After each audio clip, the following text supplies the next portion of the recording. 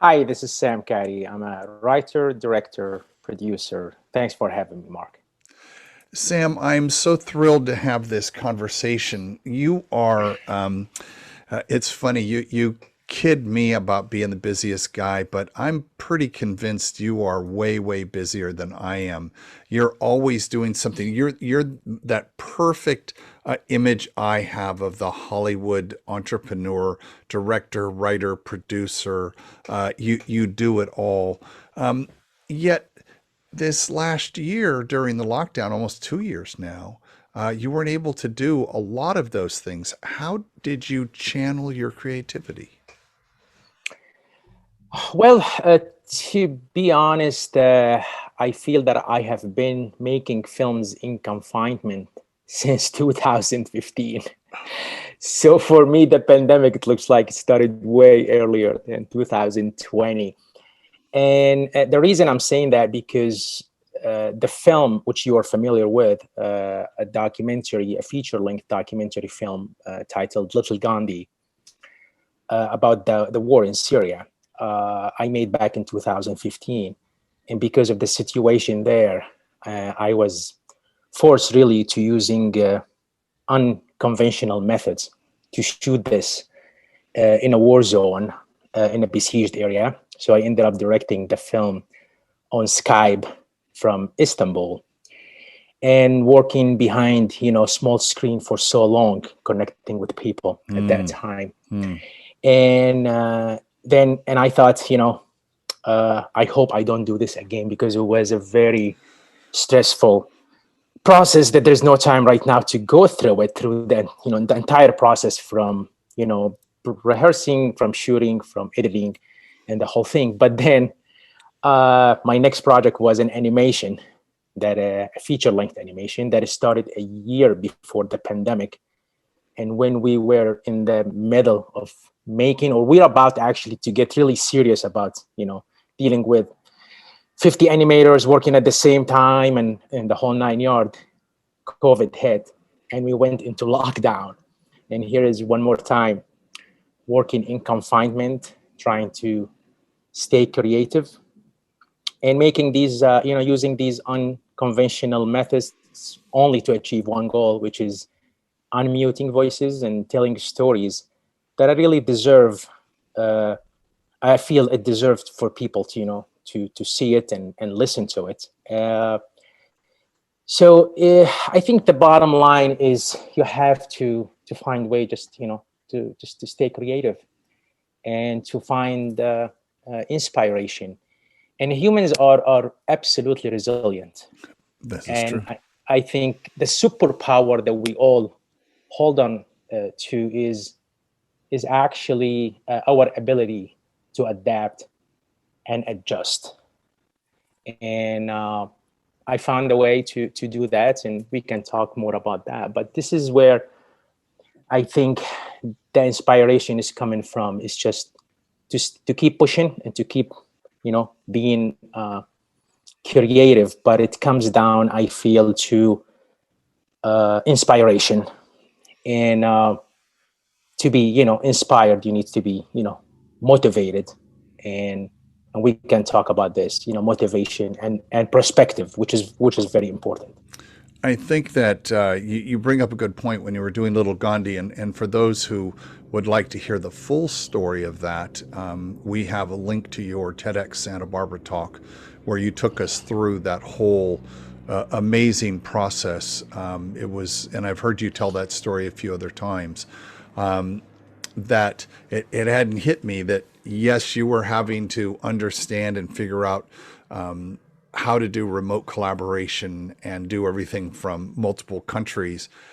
You even had to figure out ways to smuggle out the smuggle out the content and do those kinds of things.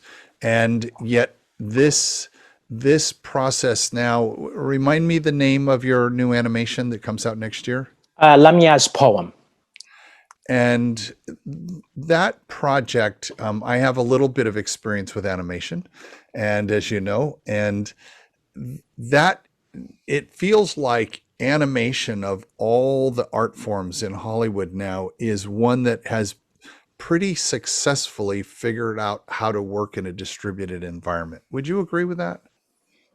Yeah, I mean, I think it definitely was the only thing working during pandemic, especially the first year, the first few months until everybody started figuring out how we gonna work, how we gonna you know get together and be able to perform again, and how we're gonna be creative. What tools do we have? Where as far as animation, it was not as difficult as as other platforms normally would be. Like in our case, we managed to get our animators actually working from home. Uh, what that impacted the workflow, so it was a much slower workflow. But we were lucky that we were working, and and we kept working, and there was a delay, I would say few months, maybe 6 to 7 months as far as delay.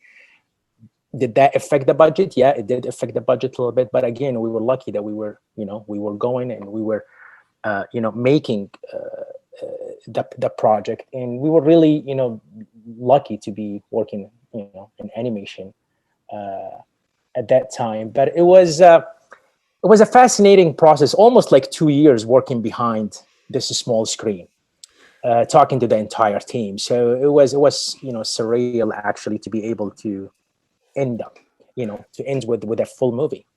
I think that people don't appreciate how much work it goes into doing animation. Like you can do a live action, and you've done a lot of films. I see a few posters on the Mhm. wall. You know, you can do a live action shoot with the right budget in, I've heard, 20 days, 30 days, 40 days, right? Um, but an animation, an average animation is anywhere from 3 to 6 years, and can be, upwards of 1,000 people working on the film. I'm usually the only guy, probably other than you, who's sitting in watching the credits roll for 12 minutes Right. because I'm going to see friends' names up there. But it takes, for something so simple as animation, it takes a lot of people to do it. I'm curious, part of part of animation is this idea of dailies, of being able to look at the work from a lot of different people every single day, and then you have to kind of imagine how all of those pieces are going to fit. And was the job significantly harder because you couldn't just walk in and look over someone's shoulder, and you had to zoomify all of your workflows? Yeah, absolutely. That was the most difficult thing. Again, it's the workflow is where like the director of animation being able to walk through all the animators and give notes, and us turning notes immediately, and that the easy way of communication, which actually for the longest run we took it for granted. Right now, when you Right, lose that tool, right. all of a sudden it's like, oh my god, how am I going to do this? So it becomes very, very difficult, like, and it becomes a fascinating process at that point. Like, okay, how are we going to do this, and how are we going to manage it? Like for instance, one of the most fascinating things was during the making is actually scoring the music for the film, where our actually fantastic composer, Chris Willis, he's the composer of the personal history of David Copperfield, and Veep, and other great work for him. He had to bring symphony members one by one, almost for the most part, Oh my and goodness. record them separately.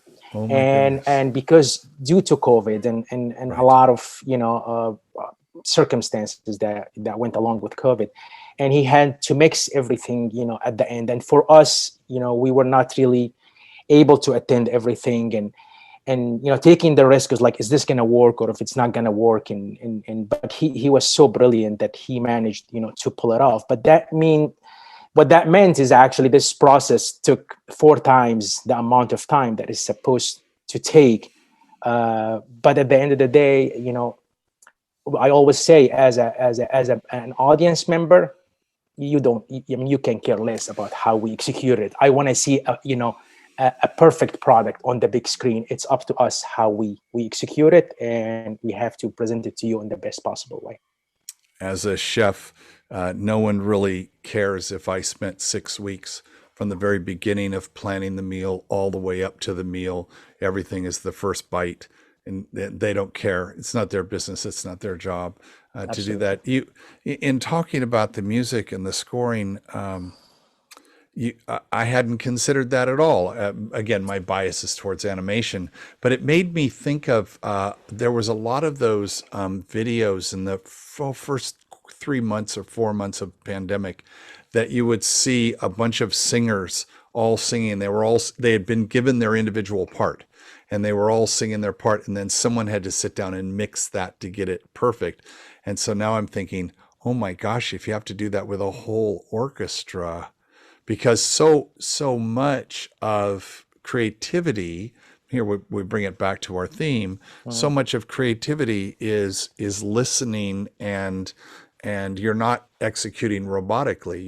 You're feeling that energy of the other people in the room in whatever it is, whether it's music, or it's acting, or it's having an audience in a live theater, whatever it is. So you kind of take that away. Right? And part of the creative process, they say it's easy to write, it's really hard to edit. Like that's the hard part, right? Absolutely. But in animation, you storyboard everything out, so you have a working, animatic is what it's called, right? Of exactly what it's going to be. So I don't know how diligent you are in that process. Is there room for, as people start to see it and it comes together, you're like, boy, that character's not working, or that stuff we thought wasn't working? Did you experience that? Yeah, I mean, the room is very tiny, and the window is very small as far as what you could make and how much adjustment you can make. Like, because I've done live action, for instance, I will look at the take, and then I was like, yeah, I can, replay it, and I was like, no, I don't think we got it. Let's take it again. Let's do another take. Let's run it again. With animation, with your storyboard and everything is locked. Now you get that, especially in the style that we were doing, it's almost like a hand drawn, kind of like feels hand drawn, sketches, and you look at it and it's like there's something off, you feel, because maybe you gave the wrong order, or the director, the writer, me, whatever that is, and you want to adjust. And let's say I see like a teapot sitting in the corner in this room in the background, where the two main characters, talking, and that teapot looked not really appropriate, or little big, where in a live action I could call the set, the designer and production designer and the prop guy, and it's like, just replace it and let's do another take. Where here, okay, we can change it, give us a week. Yeah, right. Give us a week. I was like, a week to change? Is like, yeah, and we have to re-render, and we have to do this, and we have to redraw this, and so it's a different process that actually requires a lot of patience and a lot of passion. But honestly, it's becoming one of my favorite, because why is that? It's actually dealing with humans on set. It's a very risky prospect, and actually. I feel in animation you have way more control over your medium than in live action, where you could be affected by the weather, by somebody getting sick and not making it on set that day, by so many factors out there. Yeah. And humans, normally, we are a difficult species, to deal with, and especially said every HR director always. Exactly, right. And so it becomes it's a risky prospect, as I said. But we're willing to take the risk, and that's why you hear about movies that started never been finished. Movies that's supposed to start never started, or movie never got completed. So I've dealt now with animation. I've shot with animals, and I've shot with humans, and I think this is the order I prefer them: animation, animals, then humans. Now, have things changed now that the restrictions have lifted a little bit as people are vaccinated and we're starting to have some? Has it affected the workflow, or because I know you're not done yet, right? Is that correct? No, so we're lucky that we can travel right now, and the film is in the, is going to festivals, and it's in the festival circuit. So we premiered the film at Annecy Film Festival in France. And for people who might not know, this is the biggest and oldest animation film Yeah, it festival in is. the world, in Annecy, France. So we were there for their 60th anniversary, and we were an official selection. We were only one of 11 films in the official Wow. selection, so we were Congratulations. extremely happy about that. And we were able to travel, even though a week before the screening we didn't know if we were able to travel Mm. because the borders were closed. The borders actually opened 3 days before the festival started, and we jumped on the plane and we made it there the day before the screening. But here is something that you might like.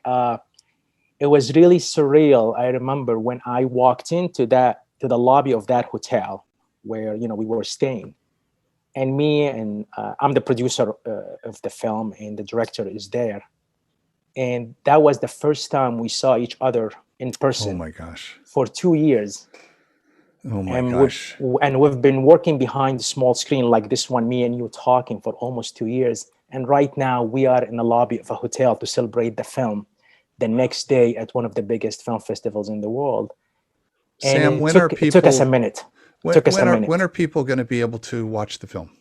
I would say early next year. So right now we still have few film festivals. So I would say hopefully next year, because also distribution has been impacted by Sure. by COVID, and everything has been delayed. But we're doing the film festival circuit right now, and hopefully early next year we will be able to to share it with the public. And it's another inspiring story of a refugee girl, 13 years old. Meeting with a iconic 13th century poet Rumi in an imaginary world where Rumi at that time was a refugee as well. So two refugees, one from 800 years ago and one from the present time, meeting in an imaginary world. And it's a more a magical realism animation that we're really proud of. I love that. We'll look forward to it.